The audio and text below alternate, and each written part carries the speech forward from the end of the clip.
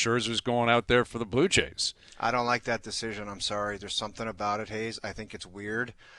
And I know Bieber hasn't been lights out. He had the one performance, what was it, in Seattle where he got it together in Seattle. Game 3 pitched really well after the first inning. That's when I tweeted out disaster, and then it blew up in my face. But there's just something about Max where he had that performance, and it's like everybody's all gung-ho. It scares the hell out of me, to be honest with you. You think the pixie dust kind of wore off a little bit? Like he had moment where he's yelling at Schneider, and now it's like at some point it was going to jump the shark. Like it was going to fall off a cliff. Is that tonight? I hope not. Like he's definitely got the chops for the moment. It's just do you have the stuff? Like, does it hold up? Did the Dodgers figure you're out? Exactly. Do you have gas in the tank? I mean, that's what you're – listen, it was a conundrum either way because Bieber scared me too. I mean, let's be clear here. I would be scared either way because Bieber has had 3 starts in the playoffs. 2 of them have not been very good.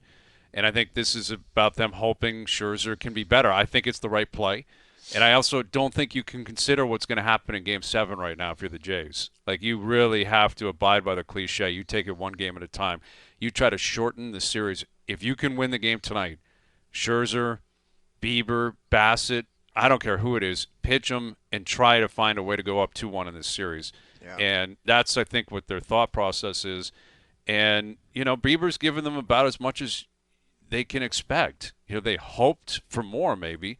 But he's coming off Tommy John, hasn't, pitched a lot in the last 18 months, and he's given them as much as they can give him. The truth is they're going to need him tomorrow. That's the thing. It doesn't matter if he goes tonight or tomorrow. He's still pitching. He's in L.A. Yeah. And if they lose tonight, then the pressure is on him significantly tomorrow. And if Scherzer gets run out of the game early tonight and they've got to use the bullpen and they lose, that's a double whammy of pressure on Bieber to go deep and perform. Yeah. So but either way, it was going to be a bit of a gamble. Like all these guys that you talked about, like Bieber getting all you can get out of him, Scherzer. We're talking about the Jays in the World Series. We're not talking about them losing in the ALDS or if they had to play the wild card. Like they've gotten to where it's been a long time since they've been here. Yeah, and it is. Everyone's pitched in. Everyone's done their job at different moments. So it's not this. We'll have the conversation, of course, because it's a big game, and every game's a big game every moment. But, holy man, like, talk about everyone pulling their weight to get here. They've done that, and then some. Everyone has, Frank. Yeah. It just seems like after the first 2 guys, Savage and Gosman, it's like it's 2 a.m. at the bar and the lights come on, and then Pete Walker and Schneider are wandering around trying to get it right. It's like... And they got Scherzer, right? Like, that's the old... When the lights come on and you see Scherzer with the 2 different eye colors. Yeah. With his hair a mess, and you're like, oh, man. What's that old bar where it used to be 9/11 night downtown? What the hell was that place called? Croc Rock. Croc Rock. It's got Croc Rock vibes with Scherzer out there. Man. 3 a.m. at Croc Rock when the bouncer flips the lights on. But here's the counter to that. All right, Glasnow, the Jays have a lot of history against him, and it's very positive history, right? I guarantee you in L.A. they're looking at Glasnow saying, this is a serious fall-off. Like Yamamoto is the definition of an ace. He's a machine. Glasnow is very good, but he's gettable. This offense, I think, sets up better against him, clearly, than Yamamoto. And his history, he's got like a 5+ ERA against them in his career. Now, this is the World Series. It's the playoffs. He's in L.A. I guess what I'm saying is I'm bracing for offense, and I think ultimately that's what has been proven here. When the Jays have had success in the playoffs, their offense puts up big runs. And their pitching may be very good, or maybe it's a little bit shaky, but ultimately they have so much run support. That's what happened in Game 1. Savage was good. He wasn't, like, phenomenal. He didn't pitch like Yamamoto. It wasn't like an all-time great start. But their offense was so explosive. That 6th inning was so crazy.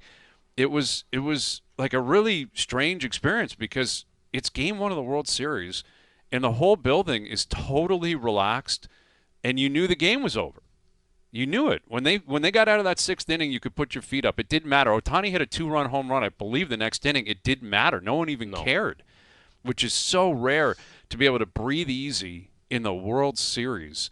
And that's because of the bats. It wasn't because they had Yamamoto equivalency on the mound where you just knew he wasn't going to give up anything. Hazy, that's what they need. They need to hit. Okay, but if they don't they have to prove it's the World Series and you might have to grind one game out 2-1? Yep. Like, it seems like they can only do it if they have an inning where they blow it open and they score 9 runs in an inning. It's like, that's great and everything, but you got to win a nail biter, man. You're going to have to win. I think that's reasonable to expect. If you're going to win a World Series against the LA Dodgers, you're going to have to win like 3-2 or 2-1 in a grind-out game. Can you do it? Like, is it reasonable expectation to say we can only win if we blow the doors off a team? I don't know if that's reasonable, man.